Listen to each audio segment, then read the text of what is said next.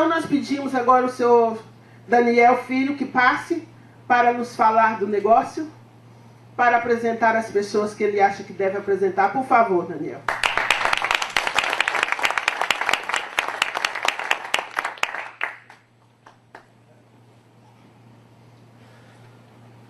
Deixa eu ver se a voz voltou. Eu engasguei e tive que sair para tossir. Boa noite a todos. É um privilégio sempre poder estar aqui com vocês. É muito bom ser convidado. É bom sentir que a gente é querido, né? Quem não gosta? Faz diferença na vida. E de vez em quando é preciso massagear o ego.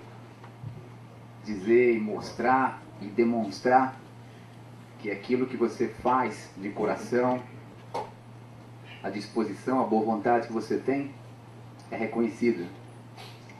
Mesmo que você não faça esperando o reconhecimento, é prazeroso. Não é verdade? Quem não gosta de chegar em casa e ouvir da esposa, do esposo, dos filhos ou dos amigos agradecendo pelo que você fez, pela conquista? É importante.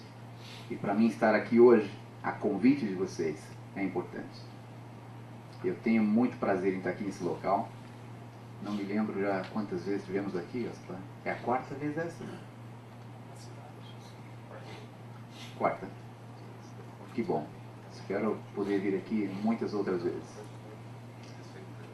Vamos falar um pouco sobre esse negócio, sobre essa oportunidade. Creio que a maioria já ouviu. Eu não gosto de ser repetitivo, mas detalhes devem ser repetidos às vezes para que fiquem memorizados. E são pontos importantes que eu considero de suma e grande importância que vocês tenham em mente. Do que se trata esse negócio?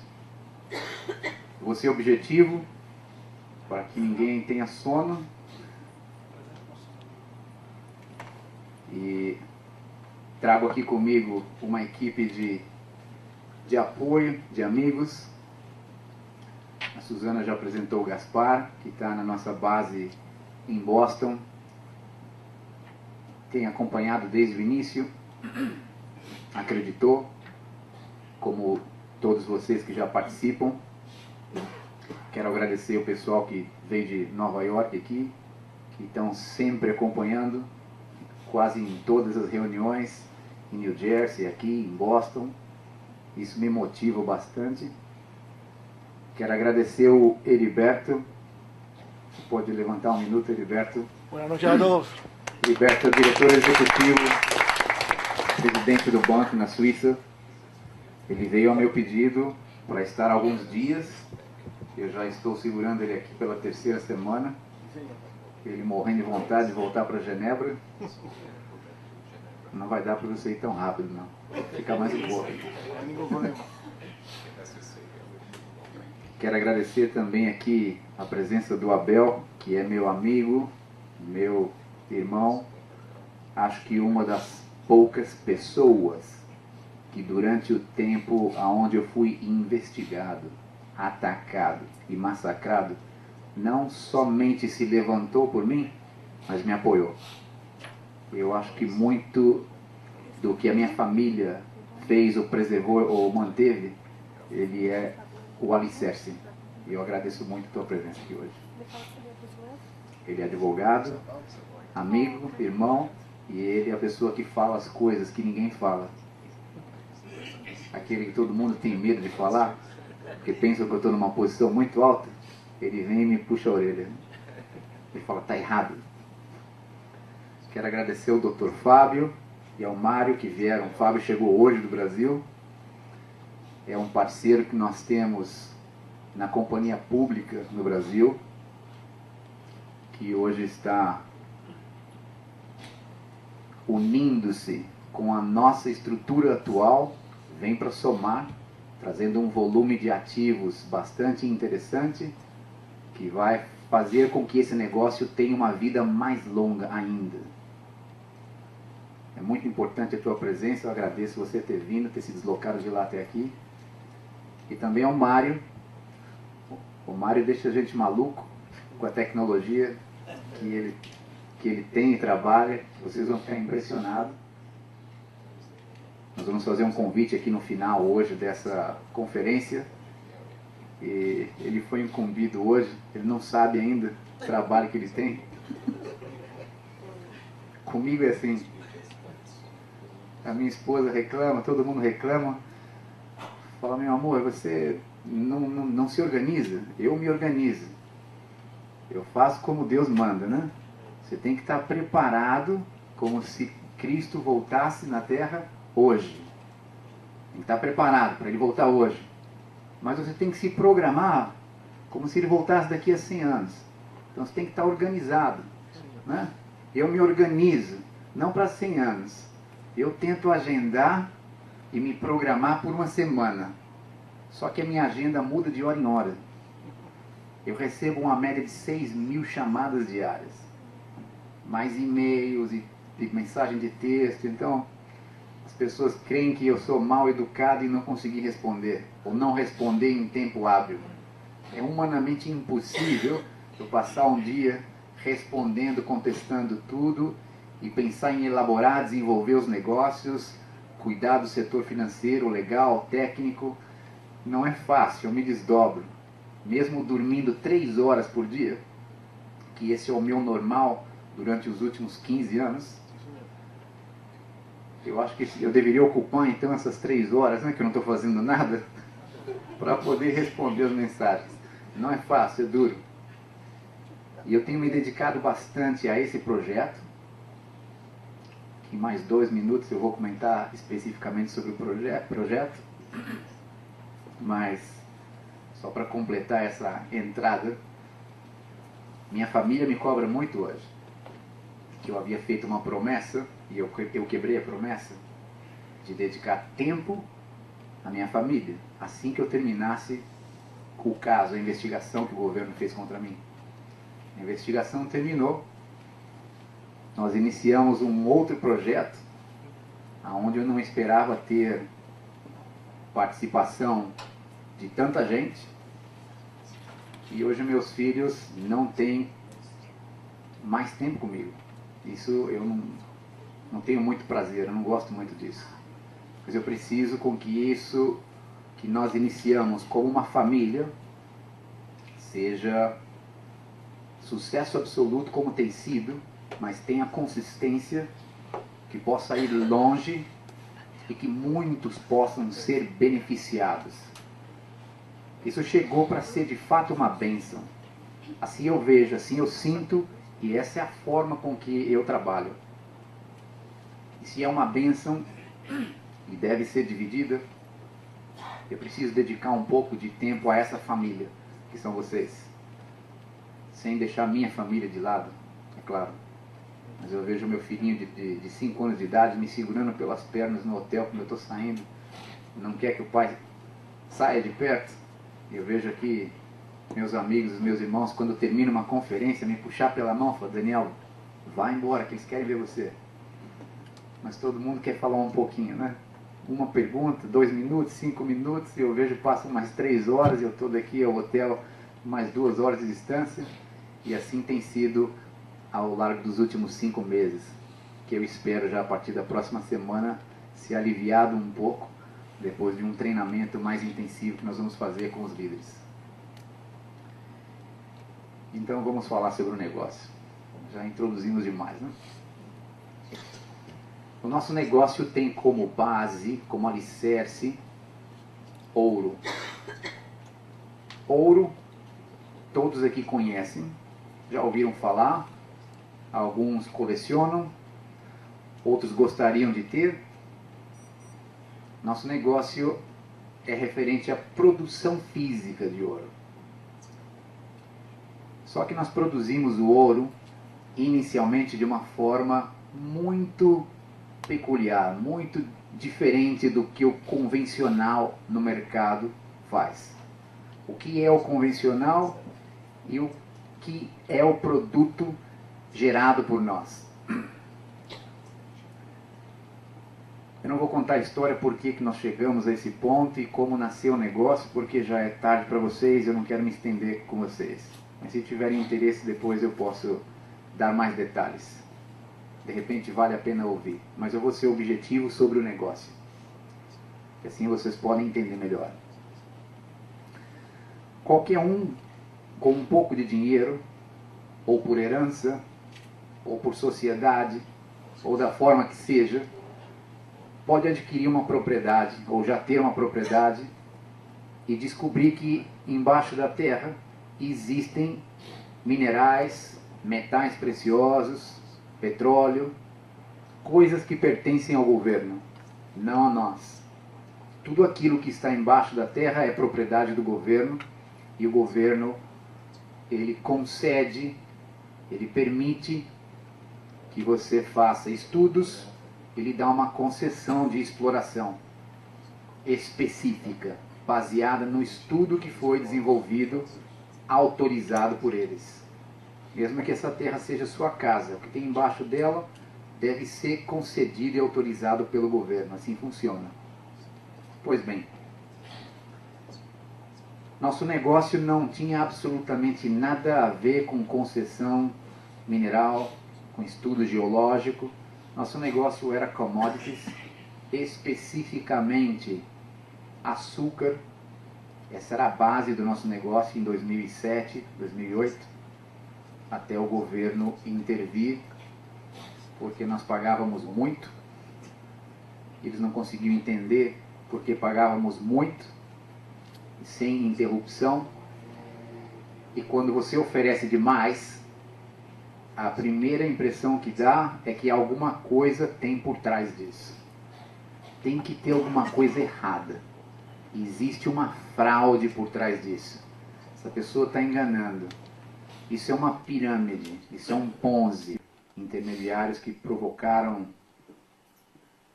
intencionalmente, gulosos, como diz o espanhol, a avarícia rompe o saco. O saco se rompeu. Porque eu conheci o proprietário 3 meses depois de estar em negociação, depois de ter pagado viagem para um grupo enorme de pessoas, hotel 5 estrelas, que abusavam de voar no meus aviões privados para um lado e para o outro, e oferecendo mundos e fundos. E uma semana se transformou em 3 meses, até que o proprietário verdadeiro aparece e me faz a seguinte pergunta: Daniel, o que você quer fazer com os 25? Eu pergunto a vocês, o que vocês querem fazer com os 25? Eu não sabia do que ele estava falando, né? Mas quem me conhece sabe que eu não respondo isso. Eu nunca digo que eu não sei. Eu pergunto. Perguntei para ele, o que você sugere? Não sei o que ele está falando, né? O que você sugere? Bom, não sei, porque o dinheiro é seu. Você precisa lavar 25 milhões de dólares. Eu estou vendendo a propriedade por 15, mas os 25 milhões seus, ninguém me explicou o que é para fazer com ele. Eu não estava sabendo disso. Eu achei que estivesse comprando por 40 e vendendo por 78. Quer dizer, ele vendia a propriedade por 15 e 25 milhões de dólares eram overprice que os intermediários puseram. E fora isso, cobraram mais 5 milhões de dólares de comissão. Quer dizer, queriam ganhar o dobro do que o dono da propriedade. Eu tentei desfazer o negócio, mas já era muito tarde, eu já tinha colocado dinheiro. Alguns amigos já tinham ido lá na propriedade, trouxeram pedaços de pepitas de ouro. Estava bonito de ver. Mas eu não estava muito interessado. Meu negócio é, eu pago 40, vendo por 80, 78 e estou fora do negócio e vou seguir com o meu açúcar, adoçando a vida. Esse era o plano. Mas isso acabou sendo impossível, porque a pessoa que me vendeu a propriedade já havia recebido parte do dinheiro e ele já tinha gasto esse dinheiro, não tinha como me devolver o dinheiro, os intermediários já tinham criado uma confusão, foram acusados por formação de quadrilha, virou um problema grave, sério, e eu acabei ficando com o negócio. Sem querer, entrei nesse negócio. não sabia o que Deus tinha planejado para mim. Eu sempre gostei de energia e mineração. Energia porque é a base da vida, não? Sem energia não existe tecnologia. Energia vem antes. E quem é o dono do ouro e da prata? Eu decidi me meter com ouro. Em nome da companhia Platinum. Eu vou fazer essa fusão e vem em que resulta. E começamos. Como a pessoa que vendeu a propriedade não tinha dinheiro para fazer um estudo geológico a nível adequado, internacional, profissional, que tivesse valor internacional, eu financiei esse estudo, foi feito, certificamos com uma companhia no Canadá, que é considerada uma das melhores do mundo, tem escritório em Belo Horizonte, no Brasil, chama Geosol, SGS. O estudo apresentou um potencial em 10% da área, não na área total, um potencial de 75 toneladas físicas de ouro nesse pequeno espaço. Nós certificamos essas 75 toneladas e eu busquei algo diferente. Aqui vem a diferença a qual eu me referi no início da minha exposição. Se você tem uma terra, contrata um geólogo local, que não é tão caro, pede para fazer um estudo, ele lhe apresenta um resultado. Você gasta 5, 10, 15, 20 mil. Tem um documento que diz que debaixo da terra tem X toneladas de ouro. É interessante, mas não tem valor. Faz um estudo a nível profissional, contrata uma companhia de primeiro mundo, que tem credibilidade no mercado internacional, aonde não vai inventar número em papel. Ele apresenta que em 1/10 da área existe um potencial de 75 toneladas de ouro. É interessante, mas da mesma forma, quanto vale ter nas mãos um estudo geológico de uma companhia de extrema credibilidade internacional? Quanto dinheiro você pode fazer com isso? Eu sei quanto custou a terra, eu sei quanto custou o investimento em pesquisas. Muito bem. Fazer o que agora com isso? Normalmente, quando você não tem suficiente dinheiro, ou mesmo que tenha e não queira dispor, busca uma instituição financeira para que abra uma linha de crédito para financiar a operação da mina, que seria instalações, compra de equipamento, tecnologia e começar a produzir e processar. Esse é o normal. Quanto dinheiro pode custar para equipar uma mina de ouro? Depende. Pode ser feito de forma artesanal, obsoleta, com $1 milhão você faz, ou com 5. Pode ser feito algo mais industrial, com 50 milhões, ou 100 milhões de dólares. Vamos colocar uma mina de produção industrial, a nível tecnológico de primeiro mundo, com 100 milhões de dólares você conseguiu equipar bem uma mina. Então você vai buscar uma instituição financeira para lhe dar um empréstimo de 100 milhões de dólares. Eu digo que não é fácil. É quase impossível. O que você tem para oferecer como colateral? A terra e um projeto. A não ser que você já tenha muito dinheiro e possa ser personal guarantor, ou seja, garantir pessoalmente com patrimônio o empréstimo que você está pedindo. Que não foi o caso. E nós também, eu especificamente não tinha em mente a ideia em buscar uma linha de crédito para comprar equipamento e produzir ouro. Não era meu negócio. Meu negócio é financeiro e commodities. Mas eu já estava com esse elefante branco na mão.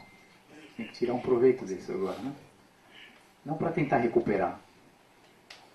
Quem me conhece sabe disso. Eu não sou de buscar recuperar o que eu perdi. Eu vou e faço novo. Não dá para me sentar e ficar chorando pelo leite derramado. Já perdeu? Levanta a cabeça, tenha coragem e faça novamente.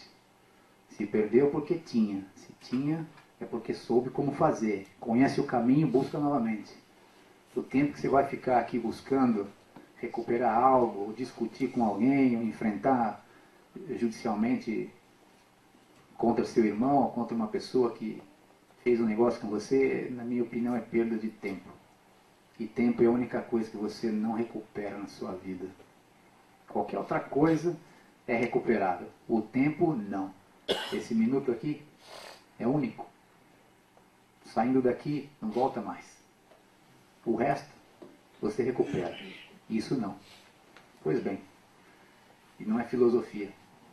É a realidade. Pensando assim, eu decidi fazer uma coisa maluca, do ponto de vista financeiro. Eu pedi a uma companhia de seguros britânica, da qual eu já conhecia há muito tempo, e também contactei vários bancos europeus, que eu e o Heriberto já conhecíamos há muitos anos, presidente de vários bancos europeus de primeira linha, e fiz a seguinte pergunta: é possível assegurar o ouro que está debaixo da terra? Não faz sentido nenhum, porque vou falar em números para vocês entenderem. Aqui nos Estados Unidos e também lá, a média é a seguinte: 20 partes de ouro, existem 20 partes de ouro para cada 1 milhão de partes de terra. 20 partes de ouro para cada 1 milhão de partes de terra. Essa é a proporção. 20 ppm. O resultado da pesquisa feita nessa propriedade no Brasil, a média mundial é 20.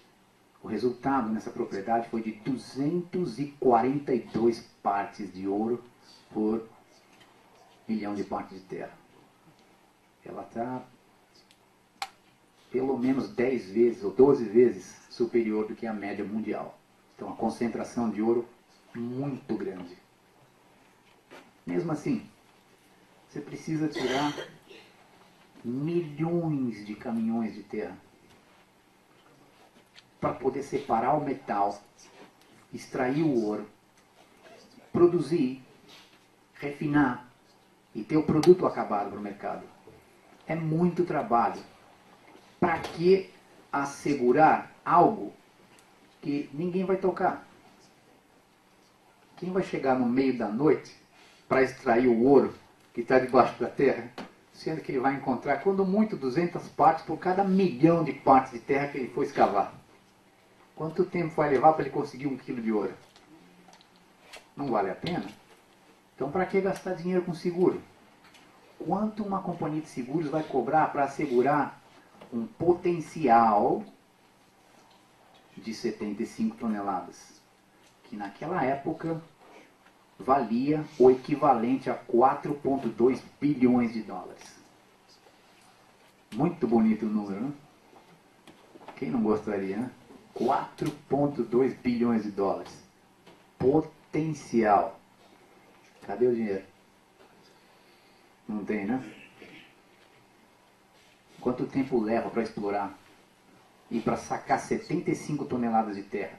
Faz a conta. 242 partes por cada 1 milhão de partes de terra, multiplica por 75 mil quilos. É muita terra. São muitos anos, algumas décadas, para explorar isso. E eu não tenho essa paciência toda. Precisava inventar uma fórmula legal aonde eu pudesse antecipar esse dinheiro futuro sem me comprometer em produzir e entregar ao futuro. Que vai que eu me comprometa, que eu vou começar a entregar o ouro daqui a 6 meses, e para montar o equipamento leva 1 ano, ou tem um problema, eu não consigo entregar, ou a produção não é proporcional, não é suficiente, ou vou enfrentar 1 ano de muita chuva, ou tem um problema no maquinário. São muitas variáveis para assumir um compromisso financeiro dessa magnitude, sem ter problema, sem ter dor de cabeça. Eu falei, não. Não é esse o caminho. Eu falei, é o ouro, né? Eu falei, o governo me tomou tudo aqui. Eu passei 5 anos sob investigação federal. Eu jamais fui acusado de nada. Nunca. Nenhuma só acusação. Mas eu fui investigado por 9 agências federais por 5 anos. Terminou o processo, expirou por prazo. E não levantaram um dedo contra mim. Mas eu perdi tudo. Perdi tudo. Não. Primeiro, eu não perdi minha fé. Segundo, eu não perdi minha família. Primeiro Deus acima de tudo, depois o próximo. Quem que é o meu próximo mais próximo? A minha família. Meus amigos hoje estão voltando. Né? Começou a voltar o dinheiro. Nem todos. Alguns nunca se foram.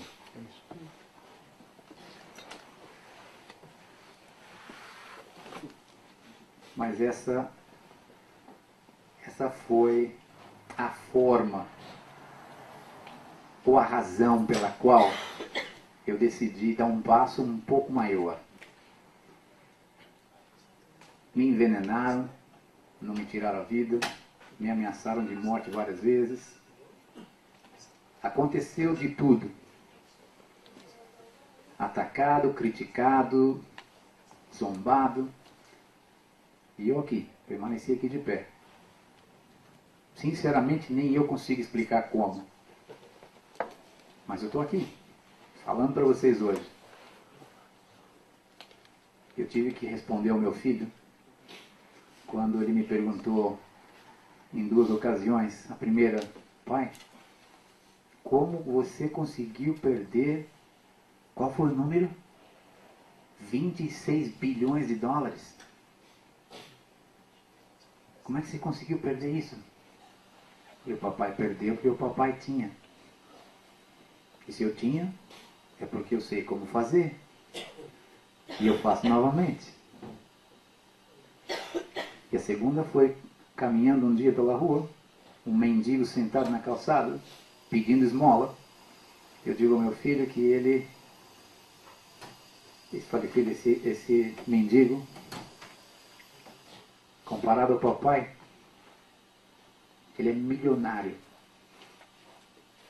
Como, papai? Esse cara está pedindo dinheiro na rua?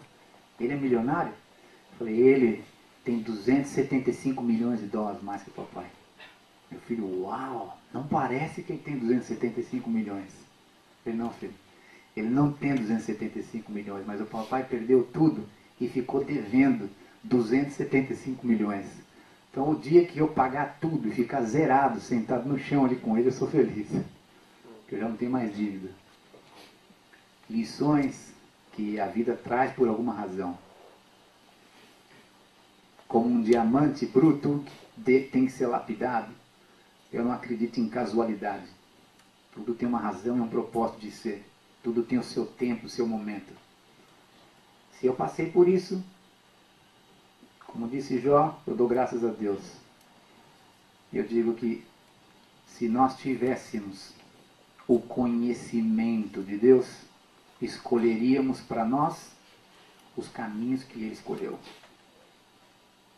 Quando na vida eu escolheria passar por uma dificuldade como eu passei? Por um terrorismo psicológico. Por ver um policial na minha casa na Califórnia apontando uma pistola na cabeça do meu filho de 10 anos de idade. Jamais. Mas a palavra diz que escolheríamos os mesmos caminhos.